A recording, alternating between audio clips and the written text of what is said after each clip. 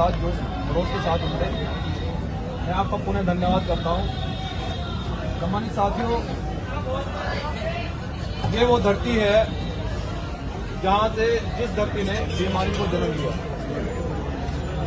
जब भी मामले होते थे, जब भी कोई कांड होते थे, ये सब पुराने लोग बैठे हैं। ये वो लोग हैं जिन्होंने हमेशा से कोऑपरेट किया समाज को। तो मैं इन सभी महानुभावों का, इन भाइयों का, ये हम उन्होंने भी हमसे बड़े हैं, उनका सम्मान करते थे। क्योंकि अब तक ऐसा हुआ कि जिन्होंने समाज में काम किया उनका सम्मान नहीं होगा या उनको जो है ना इग्नोर कर दिया गया। लेकिन भीम आर्मी जय हिंद संगठन आपके बीच में ऐसा संगठन है, पगड़ी बुजुर्गों के हाथ में रहेगी और झंडा डंडा हमारे हाथ में रहेगा। और सम्मानित साथियों, जितने भी लोग खड़े हैं, हमारे राजकुमार जी हैं, भाई राहुल भारती जी हैं, हमारे भाऊ जगपाल जी के पोते हैं, और भाई डॉक्टर साहब उमेश भाई, ये भाई अशोक भारती जी बैठे हैं, ये सामने बैठे हैं छोटे भाई जिलाध्यक्ष जी हमारे। कुछ लोग अगर आज तक कोई सम्मान में कमी आई हो, मैं ये बात इसलिए बता रहा हूँ कि समाज के सामने दूध का दूध, पानी का पानी होना जरूरी है। क्योंकि आप लोगों ने इस आंदोलन को यहाँ से बढ़ाया और पूरे देश में आज लोग काम कर रहे हो, और आज आपने मुझे इतना बड़ा कर दिया। पहले मैं बहुत इतना छोटा था कि मुझे एसओ भी धमका देता था, लेकिन आज आपने मुझे इतना बड़ा कर दिया कि सरकार को भी जूते में पानी पिलाना जानता हूँ आप लोगों को। साथियों, लेकिन मैं आपसे निवेदन करता हूँ, आप लोगों से निवेदन करता हूँ कि जिस प्रकार से आपने यहाँ से धरती से आंदोलन को खींचा, आपने इस आंदोलन को बड़ा किया, और जितने हमारी पुरानी लोबी के लोग बैठे हैं, मैं समाज के सामने आपसे कहना चाहता हूँ कि मुझे आपका साथ चाहिए। अगर मैंने आज तक गद्दारी की हो, क्योंकि मैं सुरक्षा इसलिए नहीं रखता कि कभी सवाल समाज डायरेक्ट आंख में आंख मिलाकर न कर ले, मैं सुरक्षा नहीं रखना चाहता, क्योंकि मेरी सुरक्षा आप है, आपसे मजबूत पुलिस के पास नहीं है। जब गोली चलती है तो पुलिस भाग जाएगी, लेकिन मुझे पता है कि आप सुरक्षा करोगे, उन्हें पता है कि मेरा भाई हमारा खून है। इसलिए समाज के लोगों, मैं आपसे निवेदन करता हूँ कि मुझे आपका साथ चाहिए। और ये तो आरक्षण की लड़ाई है, आप लोगों ने SC/ST की लड़ाई को लड़ा, वो जीते हम लोग। आप लोगों ने अभी जो शिक्षक आंदोलन था, उसमें जो डिजिटल अटेंडेंस थी, राजकुमार जी हमें अवगत है, जानते हैं, वो लड़ाई आप लोगों ने जीती। 69,000 शिक्षक भर्ती का आंदोलन उत्तर प्रदेश के अंदर, वो आपके संगठन ने जीता मजबूती से। पूरे प्रदेश के शिक्षक आप लोगों से जुड़े हैं, और आज आप लोगों ने पूरे देश के अंदर ऐसा माहौल, ऐसा संवैधानिक रूप से, और विरोधियों को पता लग गया कि अब नीले गमछे वालों को कोई बहका भी नहीं सकता। अब तो ये शिक्षित हो गए हैं। अब तो ये RSS के लोग हमारे लोगों को जो आगे खड़े करके उन पर जो हमले करा देते और कहते थे कि तुम तो हिंदू हो, और हिंदू मुस्लिम कराते थे, आज उनके मुंह पे ऐसा जूता लगा है कि आज बहुजन समाज के लोग अपने दम पर भारत को बंद करना भी जानते हैं। ये तो अल्टीमेटम दिया है, ये अल्टीमेटम दिया है। अगर हमारी सरकार गंभीरता से इस बात को सरकार नहीं सुनेगी, तो फिर इससे बड़ा आंदोलन भी करना हम लोग जानते हैं। और खासकर मैं बहुजन समाज के लोगों, दलित पिछड़े युवा भाइयों से सबसे कहना चाहता हूँ कि सबसे बड़ा मुद्दा जो अभी चल रहा है आरक्षण के बाद का, वो शिक्षा का चल रहा है। शिक्षा, किसी विश्वविद्यालय में हमारे युवाओं को मुफ्त में एडमिशन नहीं दिया जा रहा, जबकि हमारा फंडामेंटल राइट है, ये हमारा अधिकार है। लेकिन मैं अब युवाओं से वादा करता हूँ कि ये लड़ाई हम बड़ी मजबूती से लड़ेंगे। जिस विश्वविद्यालय में आपका एडमिशन 0 बैलेंस पर नहीं होगा, आर्टिकल 15 में ये बड़ा सुरक्षित लिखा है बाबा साहब ने, कि सभी विश्वविद्यालयों में SC/ST OBC का एडमिशन फ्री में होगा।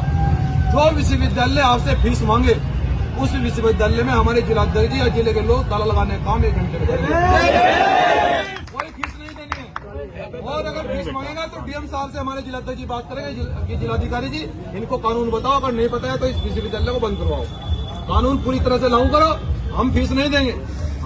सरकार जो है ना, वो समाज कल्याण बजट बनाता है इन लोगों के लिए। ये देश की सरकार SC/ST के लिए बजट बनाती है, ये वहां से ही पैसा खा जाते हैं, और हमारे बच्चे 3-3 लाख रुपए कहां से लाएंगे? और जब पढ़ोगे नहीं तो बढ़ोगे कैसे नौकरी लेगी? आरक्षण भी तो जब पूरा होगा ना जब आप पढ़ोगे, और जब पढ़ोगे नहीं तो कैसे होगा?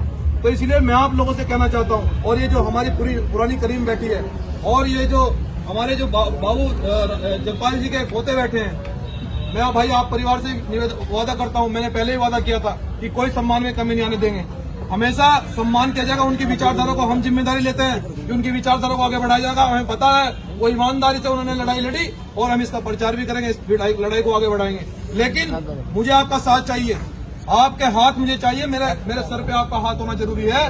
मैं आज तक कोई आंदोलन ऐसा बता दिया, कोई काम ऐसा बता दिया कि इस दिन से बीमारी का जन्म हुआ कि समाज के अंदर मैंने कोई गलत काम किया, झूठ है, पूरे समाज के लोग बैठे हैं खड़े यहाँ पर, कोई काम बता दी कि ऐसा।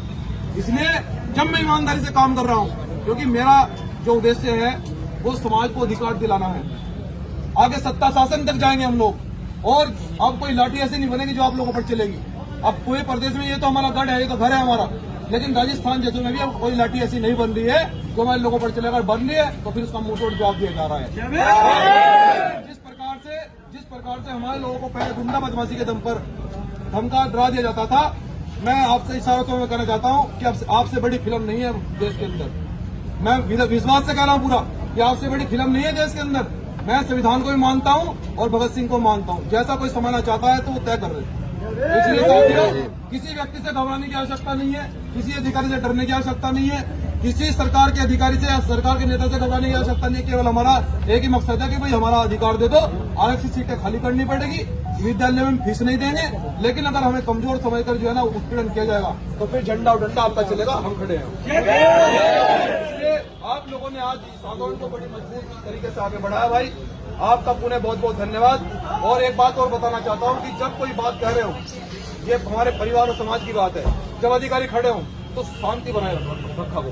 बहुत अच्छी बात समझा रहे हैं। बहुत सारी चीजें, क्योंकि अधिकारी इस बात को नोट करते हैं, यार इनका नेता है और 1 घंटे से बैठने के लिए कह रहा है। और दूसरी बात यह है कि जब आप एकत्रित हो, वर्षों से मनुवादी लोगों की ये खासियत रही है कि किसी तरह जो है ना दलित, पिछड़े, अल्पसंख्यक आदिवासियों को इकट्ठा न होने दिया जाए, बहुजन समाज के लोगों को इकट्ठा न होने दिया जाए।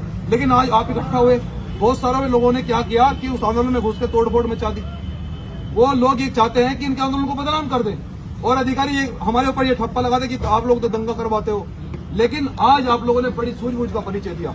कहीं कोई घटना ऐसी नहीं हुई जिससे कि हमारे आंदोलन पर धब्बा लगे, हमारे आंदोलन पर कोई आंच पहुंचे।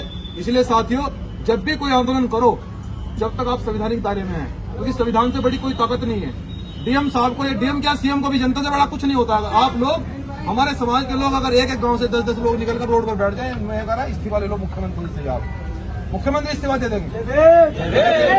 लेकिन मैं आपसे फिर से कह रहा हूँ, हमारे माननीय जिलाध्यक्ष भाई सन्नी गौतम जी, भाई जितने भी यहाँ पर जिम्मेदार लोग खड़े हैं, सभी पदाधिकारी, जिला प्रभारी जी, भाई सौरभ जी, विधानसभा अध्यक्ष, कार्यकर्ता, सभी जिले के लोग आप पहुंचे, आपका बहुत बहुत धन्यवाद।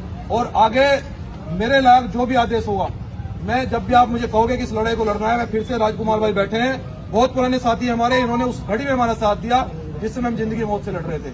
और इसी धरती से ये क्या नाम है, हमारे डॉक्टर साहब बैठे हैं, भाई डॉक्टर साहब बैठे हैं, उमेश भाई, ये वो व्यक्ति हैं जिन्होंने हमें जो है ना, जब हम लोग जिंदगी और मौत से लड़ रहे थे, इन लोगों ने साथ दिया। हमारे भारती जी बैठे हैं, अशोक भारती जी, इन लोगों ने हमारा जब साथ दिया, जब हम लोग जिंदगी और मौत से लड़ रहे थे, जब लोग ये कहते थे कि इन दंगइयों का एनकाउंटर हो गया, हमारा तो केवल यही मकसद था कि हमारे लोगों को क्यों पीटा जा रहा है। लेकिन उन्होंने कहा कि ये दंगई, इनको गोली मार दो। तो ऐसे लोग खड़े हुए, उन्होंने सुप्रीम कोर्ट में पहुंचे, सुप्रीम कोर्ट के जजों से पूछा कि तुम क्या गोली चला दोगे हमारे लोगों को, ऐसे कैसे गोली चला दोगे आप। तो ऐसे लोगों ने डीएम को यहाँ सस्पेंड करवाने का काम किया, एसपी सस्पेंड होकर गया जिला सहारनपुर में, ये आपकी ताकत थी। और बाबू जगपाल जी की हम विरासत को आगे बढ़ाएंगे, मैं ये भी वादा कर रहा हूँ आपसे, और जो मैं कहता हूँ वो करता हूँ। इसलिए किसी गुंडे मवाली से डरने की जरूरत नहीं है। अधिकारियों को कि भैया संवैधानिक दायरे में बात करो, अगर सरकार के दबाव में आओगे तो फिर जो है ना, तुम भी सस्पेंड हो जाओगे, हमारा तुम कुछ नहीं काट सकते, सीधी सी बता रहे हैं। आप लोग आगे से ध्यान रखना, संवैधानिक बारे में आंदोलन करेंगे। और मैं फिर से आप सभी जिले सहारनपुर के सभी परिवारों से एक एक हाथ मुझे चाहिए, मेरे सर पे एक एक हाथ चाहिए। तो एक एक हाथ हर परिवार, हर घर से रखोगे जिला सहारनपुर के लोग, हाथ खड़ा करके बताओ। वादा कर रहा हूँ इस पुरानी लोगों से भी कि मैंने ना सम्मान में कभी पहले कमी आने दिया आपकी, और ना आगे ना आने दूंगा। ईमानदारी से इस लड़ाई को आगे बढ़ाऊंगा, ईमानदारी से इस आंदोलन को यहाँ से लेकर दिल्ली तक और लखनऊ तक लेकर जाएंगे। जय भीम, जय संविधान, जय गुरु।